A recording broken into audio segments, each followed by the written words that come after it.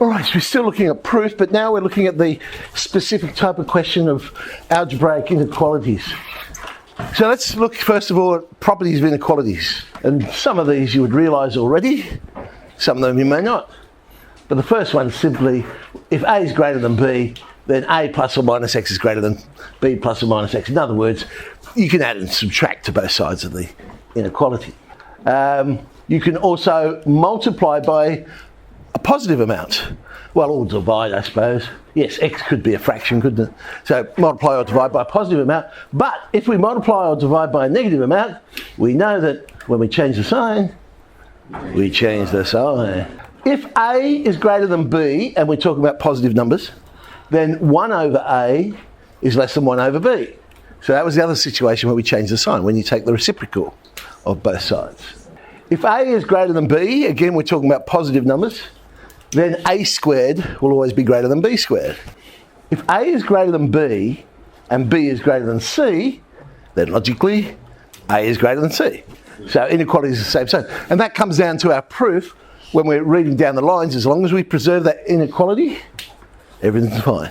Now, if A is greater than B and C is greater than D, and again we're talking about positive numbers, then we can actually multiply the inequalities together. So AC will always be greater than BD. And the same is true for addition. But again, we're talking about positive numbers. So you'll find with these algebraic inequality questions, we're dealing with positive numbers. So when both sides are positive, we can add. Right, so techniques we employ in solving these problems. If you have to prove X is greater than or equal to Y, a lot of the times it's easier to try and prove X minus Y is greater than or equal to 0.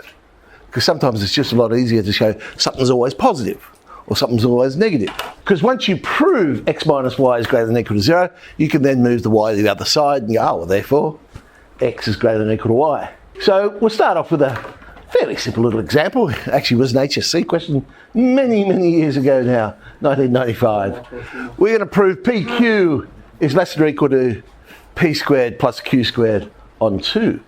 So I'm going to start with simply an algebraic statement. Notice there's no inequality sign there at all. I'm just moving everything to one side, and I'm going to try and prove that that is always, what will I need to prove, positive or negative?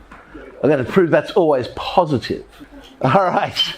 If I write that all as one algebraic fraction, you can see what happens. On the top of the fraction, we get our perfect square.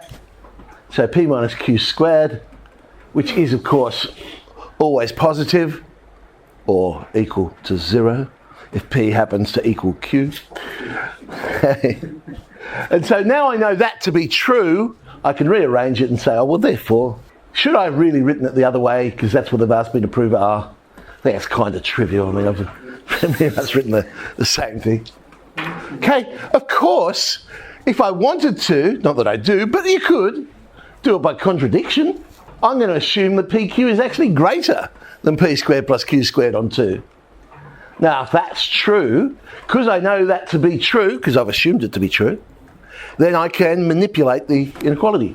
So 2PQ then must be greater than P squared plus Q squared, which means 0 would be greater than P minus Q squared. But hang on, P minus Q squared must be greater than 0, which is a contradiction. So therefore, it must be the opposite. I'm not suggesting you would do that one by contradiction, but it just shows we could use our other methods if we wanted to. Another common technique is to start with a known result. So something you know to be true. Well, even older, the year before, 1994. Prove that A squared plus B squared plus C squared is greater than AB plus BC plus AC. I'm going to start with a known result. We are assuming A and B are different, okay? Now, so A minus B squared is greater than 0. That's a known result. A square is positive. If I expand that out, move the 2AB to the other side. But A and B are just pronumerals. I mean, I could have put any letter there that I like. So it would also be true that A plus C squared is greater than 2AC and B squared plus C squared must be greater than 2BC. And then I can use that idea that, hey, we can actually add the inequalities. Well, we said if A was greater than B and C was greater than D, then A plus B was greater than C plus D. So we get 2A squared plus 2B squared plus 2C squared greater than 2AB plus 2AC, 2PC divided by 2, and we have our results. Well, now they've put a little condition on it. If a plus b plus c is equal to 1, we're now going to prove that ab plus ac plus bc has to be less than a third. Well, at the moment, what I've just proven is this a squared plus b squared is greater than ab plus ac plus bc. So how can I use it? What's a known fact? Well, one of the ones we know, remember the squaring idea? So a squared plus b squared plus c squared is the same as a plus b plus c all squared minus twice ab plus... So that's a known result that I know. But hang on, we said a squared plus b squared plus c squared was greater than ab plus ac plus bc. So I can write then that a plus b plus c all squared minus 2ab plus ac plus bc, that must be greater than ab plus ac plus bc. Moving all the ab's plus acs plus bc's to the other side.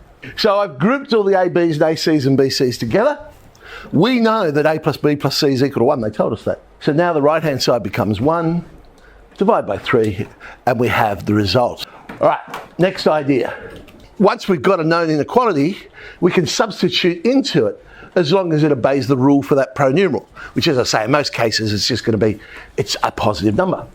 So we're going to prove a third of a plus b plus c is greater than or equal to the cube root of ABC. That was the third part of this question. So it's still carrying on, still the same HSC question. So all right, we know a squared plus b squared plus c squared is greater than or equal to ab plus ac plus bc. Move everything to the left-hand side because that's a known result, so I can manipulate the inequality. So therefore all of that must be greater than or equal to 0. An obvious thing to do, says he with tongue-in-cheek, is to multiply both sides by a plus b plus c, which of course is a positive number, so it's not going to change the inequality. And of course expand the whole thing out. But actually that tidies up a little bit. We'll see those terms that cancel, and look what we end up with. Beautiful. A cubed plus b cubed plus c cubed minus 3abc is greater than or equal to 0, which means a third... Oh, hang on. Oh, damn. That's not quite what we want. However, I've now proven this to be true. A, B and C are just representing positive numbers. So how about I let A equal the cube root of A? Well, that's going to be positive. B equal the cube root of B? Well, that's going to be positive. And C equal the cube root of C. Substitute in, and I now have this, which actually is the result that we're trying to prove. That brings up an interesting result about the arithmetic mean and the geometric mean. The arithmetic mean will always be greater than or equal to the geometric mean. Yes, you can quote it unless that's what they're asking you to prove, of course. So in that last question, I couldn't have just gone, oh, arithmetic mean is greater than or equal to geometric mean, done deal. I mean, that would not be what they're expecting. Part D of that question. Suppose that 1 plus x times 1 plus y plus 1 plus z is equal to 8. Prove that x, y, z then has to be less than or equal to 1. So I know 1 plus x times 1 plus y. Well, let's expand that all out. So I've got 1 plus x plus y plus xy plus z plus xz plus yz. How on earth is that going to happen? Well, I've got an xyz that equals 8. Well, I just proved this. So maybe that's going to come into play. Remember the arithmetic mean, geometric mean idea? If I hadn't already proven it, I could just quote arithmetic mean greater than or equal to geometric mean. So another way of writing that would be that x plus y plus z is greater than or equal to 3 times the cube root of x, y, z. But hang on a sec. How about we let x equal xy, y equal yz, and z equal xz, and substitute that into the same result? Another way of thinking about it is any time I want to add 3 things together, it's going to be greater than or equal to 3 times the cube root of those 3 things multiplied together. So that's what I've got there. Tidying that up a bit, I now have xy plus yz plus xz. Yep, that's sort of in my statement up there. Now what am I going to do? Remember, we started with this. If I now substitute in what we just found, we're going to get the 1 plus 3 times the cube root of xyz plus 3 times the cube root of xyz squared plus xyz is less than or equal to 8. But have a look at the left-hand side. If you haven't spotted it already, it's a perfect cube. Just to highlight it, in case you haven't noticed, because x, y, z I could rewrite as the cube root of x, y, z all cubed. So maybe that now brings out the perfect cubed a bit more obviously. So 1 plus the cube root of x, y, z all cubed is less than or equal to 8. We're dealing with positive numbers, of course. So if I find the cube root of both sides, I now get that 1 plus the cube root of x, y, z is less than or equal to 2. The cube root of x, y, z is greater than or equal to 1. Let's cube both sides, and there's our result. Now, I'm not suggesting you do it that way, but gosh, that was fun. Did you like that method? I thought that was really cool. There is a quicker way, by the way. Let's show you the quicker way of doing it. I can use the arithmetic mean and geometric mean repeated times, but I'll do it with two terms. With two terms, we're saying two things added together will always be greater than or equal to 2 times the square root of those two things multiplied together. So 1 plus x must be greater than or equal to 2 root x. Also true that 1 plus y is greater than or equal to 2 root y, and 1 plus z is greater than 2 root z, and I'll add those three together. Sorry, not add, multiply in this case. And on the left-hand side, you'll note I have 1 plus x times 1. Oh, hang on. They told me that that was equal to 8. So I now have that 8 is greater than or equal to 8 times the square root of x, y, z. Oh, divide by 8, square both sides. It's okay, it's a little bit quicker. But gee, the other way was really nice, wasn't it? Yeah. That's really cool. Really cool the other way. Let's try this one then.